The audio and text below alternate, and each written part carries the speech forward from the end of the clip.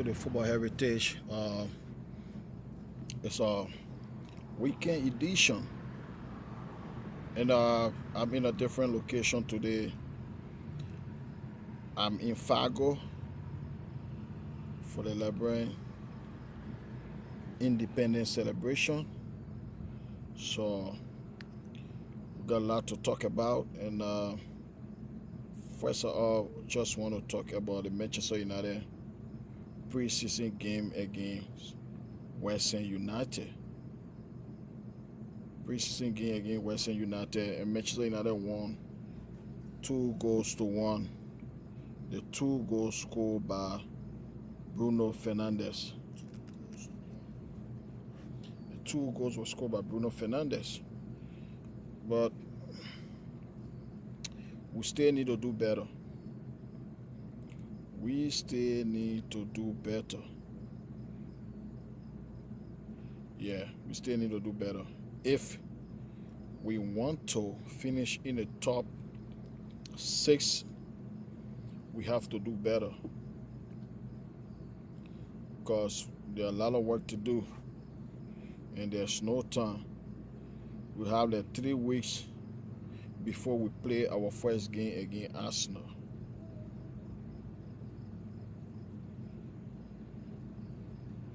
Three weeks before we play against Arsenal. It's not going to be easy. It's going to be a tough game. So we have to be ready for it. We got to be prepared for that game. And we have a lot of difficult fixture at the beginning of the Premier League. So we got to be set for it. There are a lot of difficult matches at the beginning of this Premier League season. We have to be prepared for it. And the performance today, it was not terrible, particularly in the first half. It was not that terrible, but we have to do better, because every team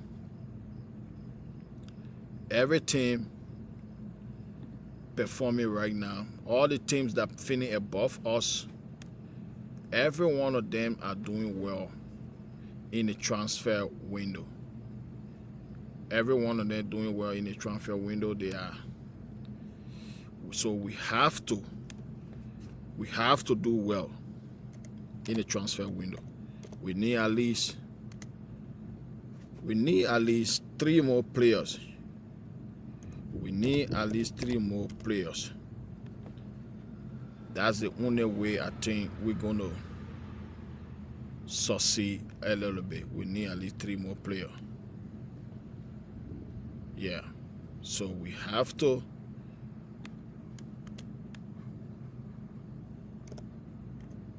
excuse me.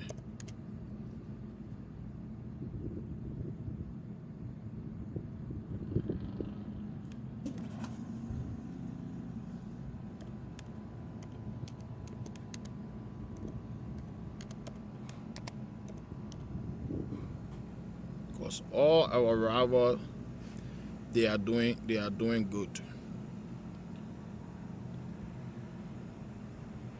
So we have to. Completing a season-long loan move from Manchester United, he'll take a salary cut, be paid around £10 million gross, including bonuses, which works out a little.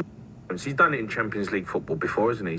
Because He doesn't deserve the move. No. He doesn't deserve to go and play for Barcelona. So we have to do better. We have to do better in the transfer window. We have to sign a defensive midfielder on number 6. We really need a number 6, because you can see it. And we're going to have injuries. That is certain in the season. We are going to have some injuries in the season. So we have to be ready for it. We have to be prepared. We're going to have injury in the season.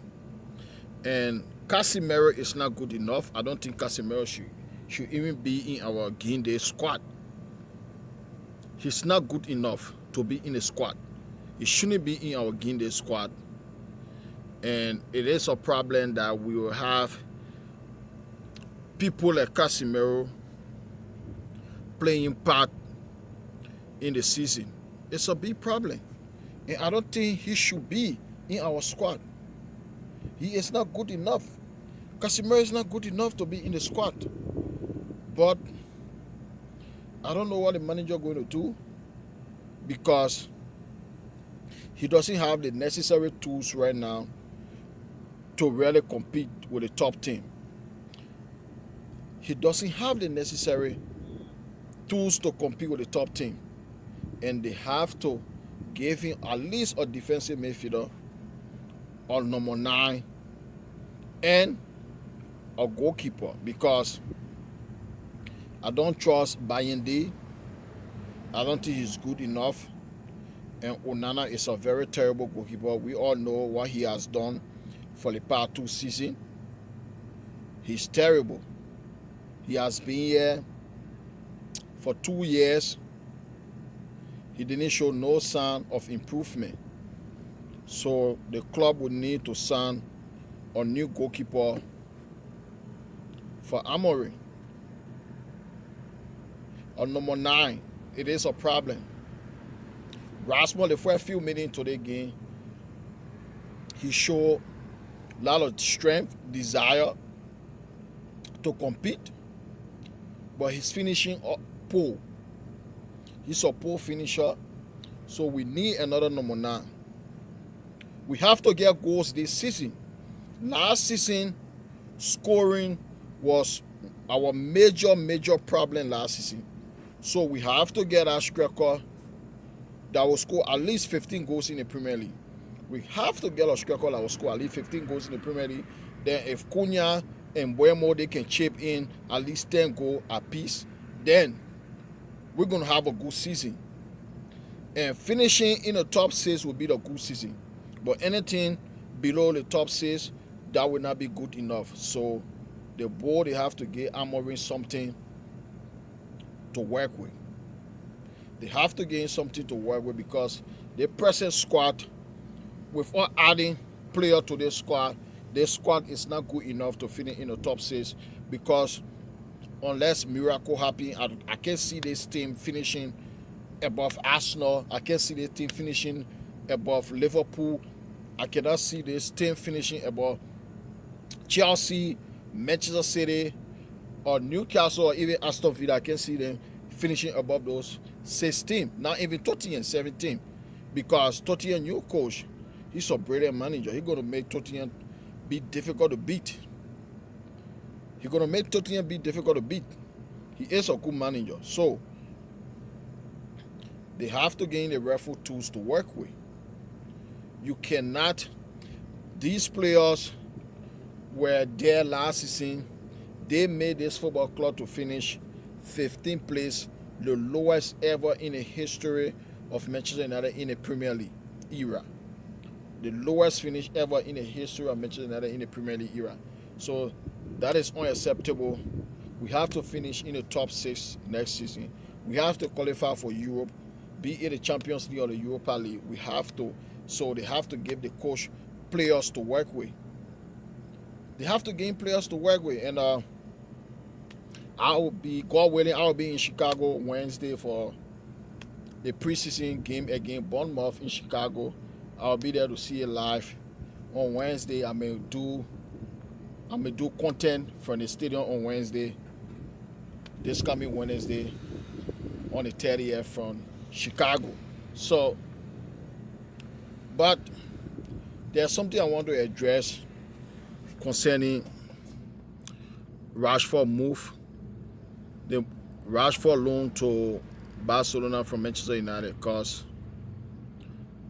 I've listened to Jimmy O'Hara. Something Jimmy O'Hara said. Let me just see what I can share the screen a little bit. For what his performances he's put in at Manchester United have been pretty shambolic, right? He went to Aston Villa and done all right, and he deserved the move. No, he doesn't deserve to go and you know. Yeah, well, don't you think good luck to him, and I hope he turns it round, because he doesn't deserve the move. No, he doesn't deserve to go and play for Barcelona for what his performances he's put in at Manchester United have been pretty shambolic, right? He went to Aston Villa and done all right, and he showed glimpses of what he was about. He got injured. But Barcelona, I thought he was nearer to going down the road of Dele Alli than he was of going to Barcelona. I thought he's nearer that road. So y'all listen to them. Yeah. And how would you deal with him? Because you've been a manager, Dina. I'd have to say to your worst nightmare, wouldn't he? Jimmy Well, O'Hara I'd have to say to him, look, and you know, Dean Sanders. because what frustrates everyone is when you can see he had one good season, really, hasn't he? Where he got 30 goals. He's quick. He can score. He can finish. But I would say to him, you got to look him in the eye and say, what's inside your stomach? What's in your heart and your head? How determined are you? How much do you want to do well? Because that comes from within. I can't motivate Marcus Rashford. He has to motivate himself. yeah. Every day. You can't, like, it's professional football at the highest level.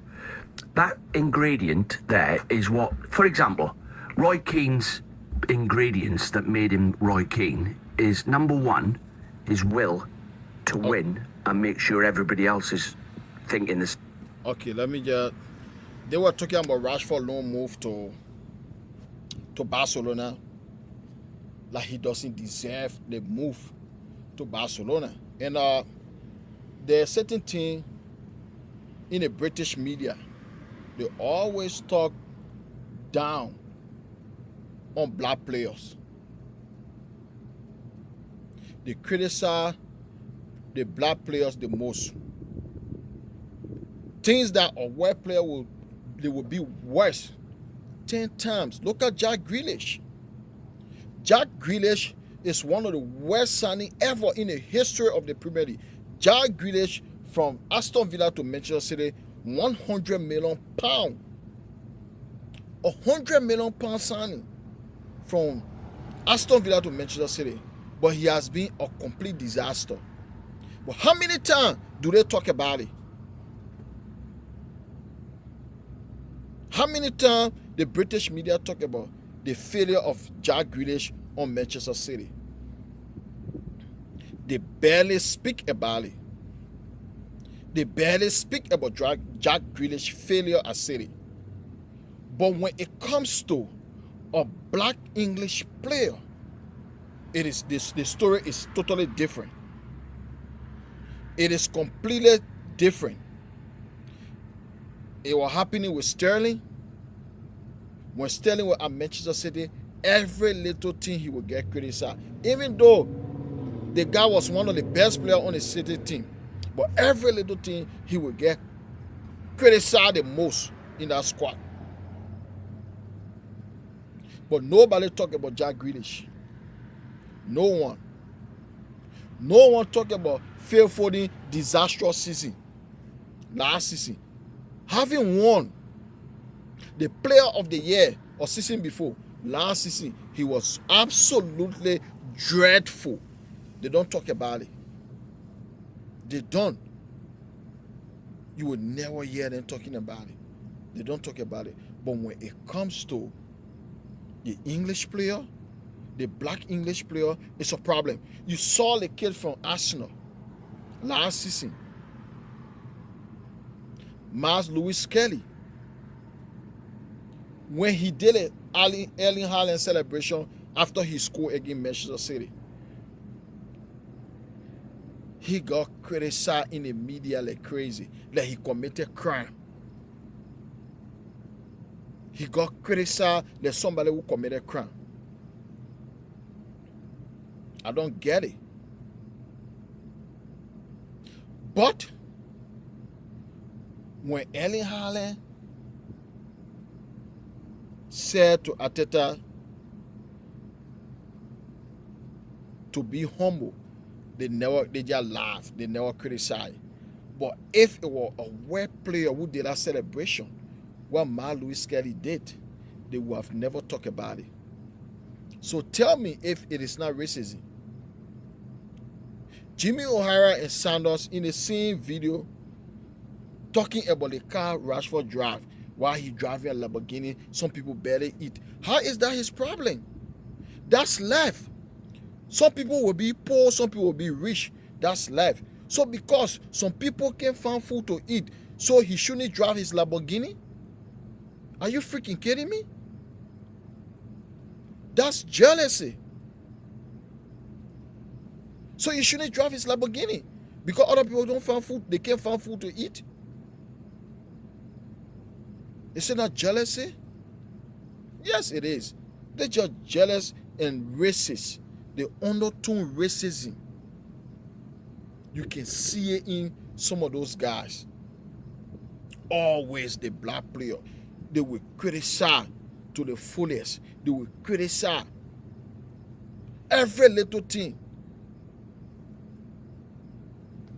What did Lamborghini got to do with it?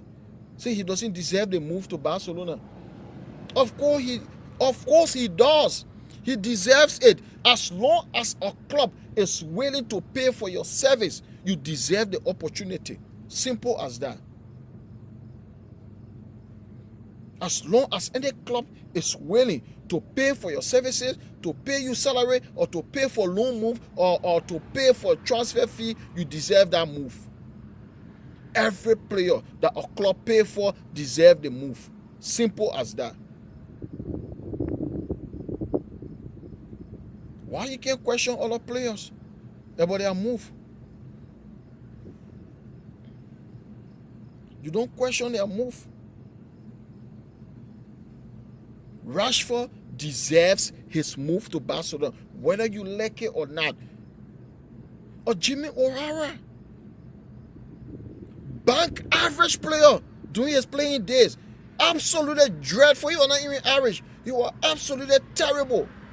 Jimmy O'Hara, he was a terrible footballer, but he said on Talk Sport and talk garbage all day. He was a terrible footballer. Postma taught him he was terrible. Was Jimmy O'Hara an average player? No, he was not even average. He was a freaking terrible footballer.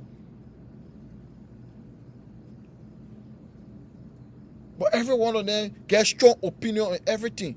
You were a terrible player. How dare you questioning somebody's move that he doesn't deserve it? You didn't even deserve to play football because you were born in the UK. That's why you play football. You didn't even deserve it, Jimmy O'Hara. You were fucking below average footballer. Unless people didn't see you playing. I saw you playing. You were terrible. A terrible footballer. Jimmy O'Hara. You said on Talk Sport and talk rubbish. Were you good? You were freaking terrible. And the Premier League is 3 weeks away. 3 weeks away. So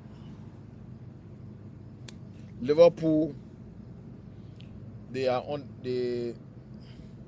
trying to sign Alexander Isak. Man, that's not a good news. I don't want them to sign Isak at all. It's not a good news. I don't want Liverpool to sign Isak because if they sign Alexander Isak, it's not a good news for the rest of the Premier League. Because they won the Premier League last season with us signing. I can say with us signing because they only signed one player which he was irrelevant. His signing was irrelevant because he barely played last season. Federico Chiesa. Chiesa barely played last season. So, Liverpool didn't sign player or they signed Chiesa. I don't even consider that signing to be a signing. They won the Premier League. But this season, they have signed Frimpong to replace Trent Alexander-Arnold. Frimpong is a good addition to that squad. And they have signed Kirkers. I think he will replace Robinson.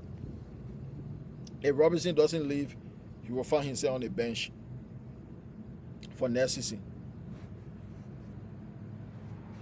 And if they can sign, they have already signed Iketike. And then they want to sign Alexander Isak, one of the most prolific scorers in the Premier League for the past 2 seasons. That's going to be a problem for the Premier League. And I don't want Liverpool to win the Premier League. I'm a Manchester United fan. I don't like Liverpool. I don't want them to win the Premier League at all. But what they're doing in this transfer window is remarkable. They are going big. They are going big. They are going big. Yeah, they're going big. So, City, they have signed so many players from January to present. They signed a lot of players. They spend a lot of money. Next season will be a challenging season for City. I don't know. Rodri is back. I don't know whether they're going to jail or not, because Pep Guardiola, he has never and ever rebuilt any team. So, if he can rebuild this City team and win the Premier League or the Champions League, then he will be the greatest manager of all time, in my opinion. But until he can rebuild a team, he's not the greatest manager. He's a very good manager, but he's not the greatest manager of all time. Until every great manager rebuild a team over and over. So until Pep Guardiola can rebuild Manchester City and win major trophies with them again, then he will be considered my GOAT manager. But for now, it's going to be a difficult season for them because they brought in a lot of players since January. The January transfer window, they signed a lot of players. In this transfer window, they have signed a lot of players also. So, to put those players together, for them to gel and play as a team, for them to gel and play as a team, to bring winning spirit to the team, to bring that winning mentality in the squad. If Pep Guardiola can do that, they still have Erling Haaland. He's the deadliest finisher in world football. That's for sure. He is deadly. Mamouche, pretty good. But Pep, he has a big work to do, because for me, Liverpool, they are the favorite to win the Premier League. Second, Arsenal. Then before, third between, I will decide the first few games of the season, third between Chelsea and Man City.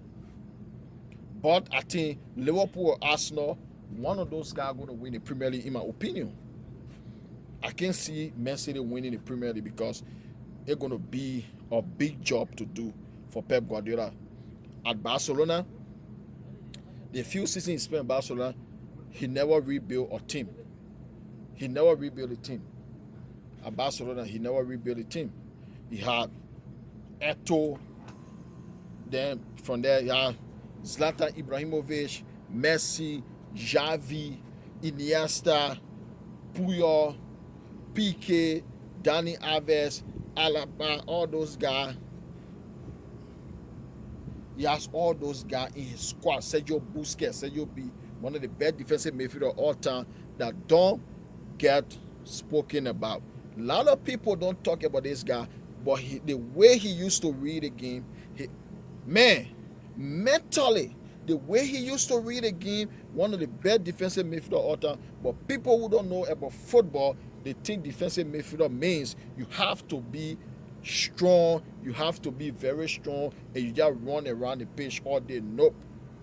That's not what a defensive midfielder should just do all the time. Nope. The way Sergio Busquets, Michael Carey, those guys in their era, they were part of the best defensive midfielder.